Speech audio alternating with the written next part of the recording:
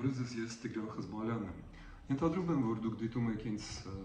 հեռախոսով, այլ ոչ թե հեռուստատեսությամբ, որտեղ ինչպես պետական վերահսկողության, այնպես էլ ռուսական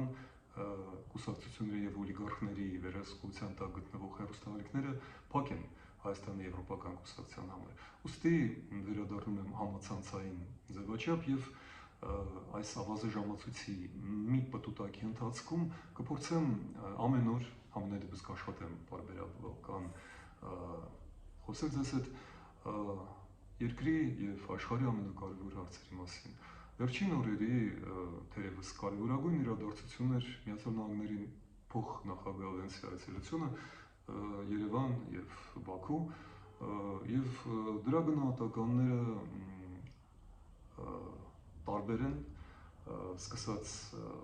ամենահորատեսական վերջացրած վարչապետ Փաշինյանի հնչեցված գերլավատեսական հայտարարությամբ, առայն որ նրա Փաշինյանի շնորհիվ Միացյալ Նահանգները երաշխավորել են 99 տարով Հայաստանի անվտանգությունը եւ անկախությունը։ Եկեք քննարկենք որտեղ է ճշմարտությունը, որը ինչպես միշտ գտնվում է արանքում։ Եվ այսպես սա պատմական այց էր իհարկե, որովհետև այն խոստումները, որ տվել է Միացյալ Նահանգների փոխնախագահը, որոնք ավելի շատ առաջարկներ են, վերաբերվում են կարևորագույն 3 ոլորտների. դա գիտությունն է, անվտանգությունը եւ էներգետիկ անկախությունը։ Դիտեք ու դատեք ինքներդ։ Եթե Հայաստանը ընդունի ամերիկյան միջուկային կայանի կառուցման առաջարկը, որն արժե $9 միլիարդ եւ որի համար իհարկե Հայաստանը պետք է վճարի, դա նշանակում է, որ Հայաստանը դուրս է գալիս Ռուսաստանի էներգետիկ կախվածությունից։ Նույնը վերաբերվում է եւ զենքի վաճառքին։ Եթե Միացյալ Նահանգները իսկապես վաճառեն Հայաստանին անօդաչու թռչող սարքերը, գերարդիական, դա նշանակում է նույնը, որ եւ պաշտպանության ոլորտում ընտրություն արված է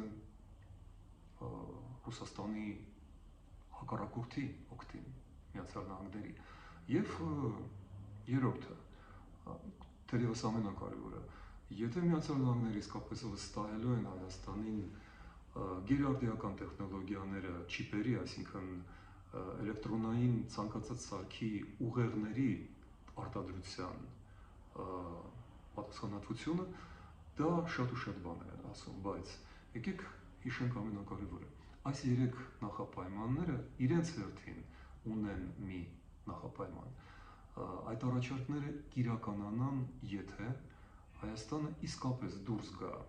Ռուսաստանի տնտեսական, քաղաքական, ռազմական եւ հետախուզական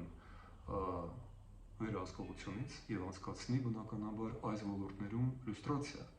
կադրային մաքրազտում։ Արդյոք Հայաստանը դրան պատրաստ է։ Հիշեցնեմ, որ հաջորդ իսկ օրը Վենսին հրաժեշտ տալով Փաշինյանը հայտարարեց հանրային հեռուստատեսության եթերում, որ ոչ մի դեպքում, ոչ նախկինում, ոչ հիմա, ոչ էլ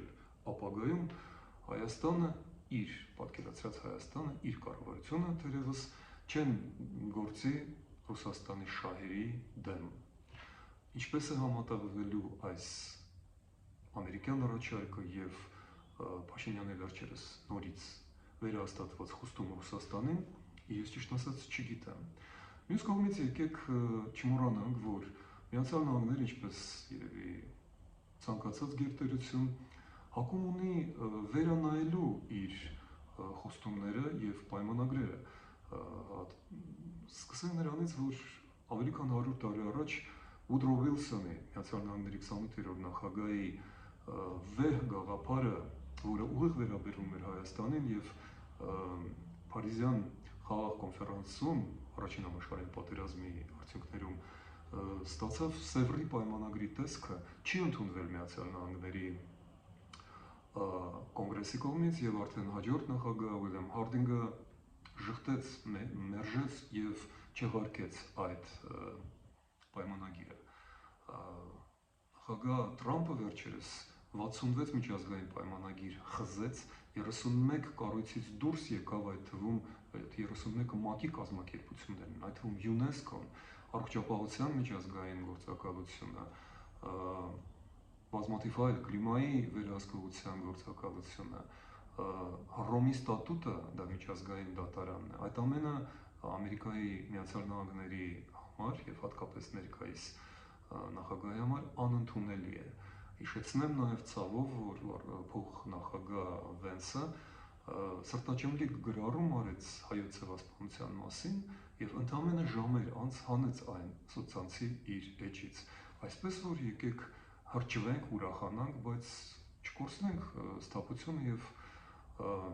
բանականությունը, առողջ բանականությունը։ Միացյալ Նահանգները այստեղ նվերներ չեն վերել եւ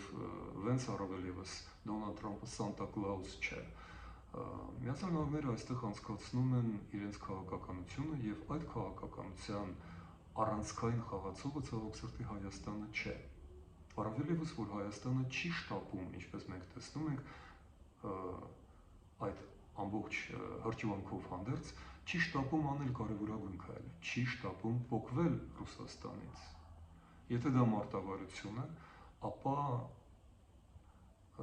ժամանակ տանք, բայց մենք առանց այն 8 տարի ենք կորցրել, տարածքներ ենք կորցրել, մի սերունդի ծաղկաքաղը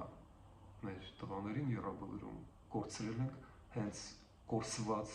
ժամանակի եւ հնարավորությունների պատճառով, որքան պետք է սպասենք։ Եվս 20 տարի, ինչպես տեսնում է Հայաստանը Եվրամիությունում 20 տարի անց Նիկոլ Փաշինյանը։ Ես պատահական չէ, որ հիշատակում եմ Եվրամիությունը, որովհետև այսօրվա աշխարհում, որտեղ ինչպես հայտարարում է Թրամփը, ինչպես հայտարարում է Ալիևը, ինչպես գործում է եւ հայտարարում է Պուտինը, օրենքի ուժը զիջում է ուժի օրենքին։ Արդյոք դա ընդունել է Հայաստանի համար։ Եթե այո, ապա մենք ոչ մի հույս չպետք է տածենք ոչ Trip-ի, ոչ Nvidia-ի, ոչ էլ չիպերի վերաբերյալ։ Այդ ամենը ինչպես բացվել է, այդպես էլ մեկ օրում կարող է փակվել։ Եվ մենք նման թարմ փորձ ունենք։ Ուստի ես շարունակում եմ պնդել, որ Հայաստանի իրական փրկությունը դա անդամակցությունն է միակ ռազմաքաղաքական, տնտեսական եւ արժեքային համակարգին, կառույցին, որտեղ օրենքի ուժը դեռևս ավելի կարևոր է, քան ուժի օրենքը։ Դա Եվրամիությունն է, որը վերջերս մեր աչքի առաջ դիմադ կայեց ու դիմադրեց Թրամփի շատ հավակնոտ, մեղմ ասած, պահանջներին Դանիայի, Գրենլանդիայի վերաբերյալ, որին հակված են աջակցել Կանադան, Ավստրալիան, Ճապոնիան, Հարավային Կորեան, որը դառնում է մեր աչքի առաջ ռազմական կառույց 2 տրիլիոն եվրո պատրաստվելով ծախսել իր պաշտպանության եւ ոչ միայն իր, մենք տեսնում ենք ինչպես է Եվրոպական միությունը պաշտպանում Ուկրաինային,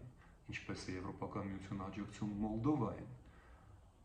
Այս ամենը նույնպես նվերներ չէ։ Տեսեք, մեր հարևան Վրաստանը շատ ավելի մոտ էր Եվրոպային։ Ինչու հանկարծ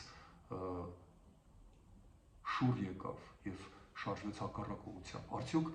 Վրաստանային դա բերեց Եվրոպայից հեռանալը ինչ որ օգուտ։ Ոչ, դա օգուտ բերեց միայն Վրաստանի իշխող կուսակցությանը, վրացական երազանքին, որը շարունակում է կուրս գծել եւ խոսել իր եվրոպական ուղղվածության մասին, բայց իրականում շարժվում է դեպի Ռուսաստան։ Այսինքն ինչ է շարժվում, արդեն շարժվեց բրծավ, մնաց այնտեղ։ Եվ ես նախազգուշացնում եմ մեր հանրությանը, որ խոսքերին, կարգախոսներին եւ գեղեցիկ պայմանագրերին պետք չէ հավատալ։ Հավատալ եւ վստահել պետք է միայն գործերին։ Ուստի ես կարծում եմ, որ Հայաստանի համար լավագույն ընթացքը եւ ճիշտ որոշումը կլինի Եվրամիության անդամակցությունը, այն Եվրամիության, որը ոչ թե պարտքով, այլ միանգամ այլ իրական ներդրումներ անելով նվիրել է մեզ 2.6 միլիարդ եվրո, այսինքն 3 միլիարդ դոլար SEPA կոչվող համապարփակ տնտեսական համագործակցության եւ զարգացման ծրագրով եւ արդեն երկրորդ անգամ 1 միլիարդ եվրոից ավել հատկացնում է հյուսիս-հարավ ճանապարհին, որը կապելու է Հայաստանը Սև ծովով եւ Պարսից ծոցով մեր իրական վստահելի ավանդական բարեկամների հետ։ Այսօր այսքանը, շնորհակալություն, կհանդիպենք։